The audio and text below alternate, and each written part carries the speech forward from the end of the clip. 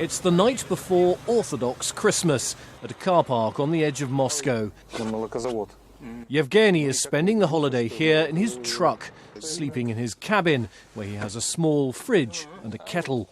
He and a handful of other drivers have been here since December the 2nd in protest against Russia's new road tax collection system, which is called Platon. С Платоном я не поеду из принципа. А если не будут менять? Поменяйте сферу деятельности? Как быть? Видите, я не могу сейчас на камеру сказать, что я буду делать, какие у меня мысли на сегодняшний день. Да, мысли только одни. Как сделать так, чтобы Платон отменили.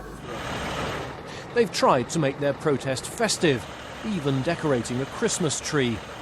And in one of the trailers, the drivers gather to talk things through. Вас, скорее всего, не услышат. Платон останется. Да, а с марта он еще будет дороже стоить в 2 раза. Вот когда с марта он будет дороже стоить, вот тогда мы ждем, что наш ряд пополнится.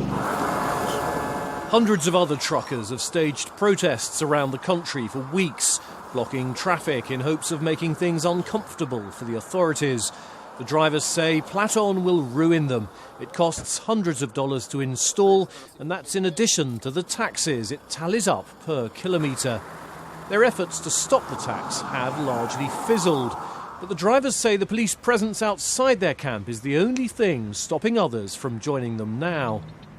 Back inside, talk turns to a recent news conference held by President Vladimir Putin. Он кашлял, кусал губы. Значит, он что-то там внутри-то у него тоже происходит. Значит, он все понимает. Но, видимо, не может определиться, с кем он, с народом или с друзьями. Christmas dinner arrives, courtesy of Ivan, a local resident.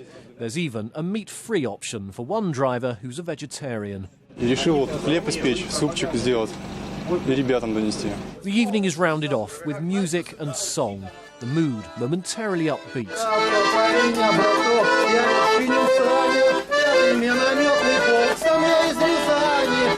But for the drivers staging this protest, it's really anything but a Merry Christmas.